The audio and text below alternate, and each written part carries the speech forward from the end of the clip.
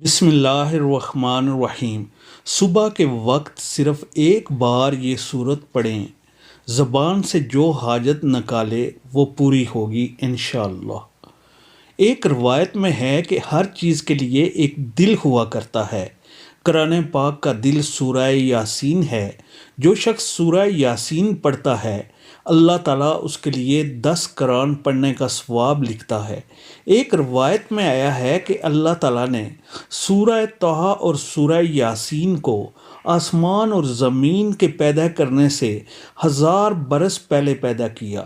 جب فرشتوں نے سنا تو کہنے لگے کہ خوشحالی ہے اس امت کے لیے جس پر یہ قرآن اتارا جائے گا، اور خوشحالی ہے ان دلوں کے لیے جو اس کو اٹھائیں گے یعنی یاد کریں گے، اور خوشحالی ہے ان زبانوں کے لیے جو اس کی تلاوت کریں گے۔ خوشحالی ہے ان زبانوں کے لیے جو اس کی تلاوت کریں گے۔ ایک حدیث میں ہے کہ جو شخص سورہ یاسین کو صرف اللہ تعالیٰ کی رضا کے واسطے پڑھے اس کے پہلے سب گناہ معاف ہو جاتے ہیں۔ بس اس سورت کو اپنے مردوں پر پڑھا کرو۔ ایک اور روایت ہے کہ سورہ یاسین کا نام تورات میں منمہ ہے کہ اپنے پڑھنے والوں کے لیے دنیا اور آخرت کی بلائیوں پر مشتمل ہے، اور یہ دنیا و آخرت کی مصیبت کو دور کرتی ہے اور آخرت کے ہول کو دور کرے گی۔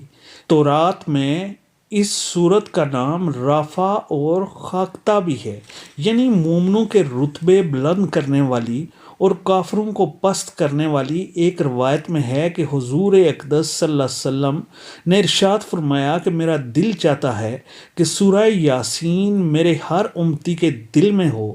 ایک روایت میں ہے کہ جس نے سورہ یاسین کو ہر رات میں پڑھا پھر مر گیا تو شہید مرا۔ ایک روایت میں ہے کہ جو یاسین کو پڑھتا ہے اس کی مغفرت کر دی جاتی ہے، جو بھوک کی حالت میں پڑھتا ہے وہ سیر ہو جاتا ہے، اور جو راستہ گم ہو جانے کی وجہ سے پڑھتا ہے وہ راستہ پا جاتا ہے۔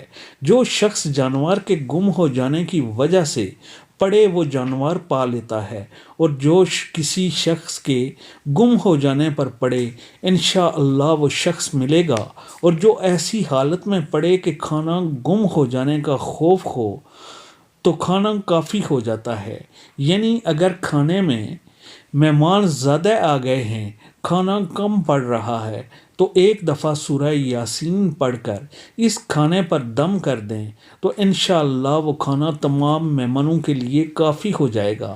جو ایسے شخص کے پاس پڑے جو نزاع میں ہو تو اس وقت اس پر نزاع میں آسانی ہو جاتی ہے۔ اللہ ہم سب کا حامی اور ناصر ہو، آمین ثم آمین۔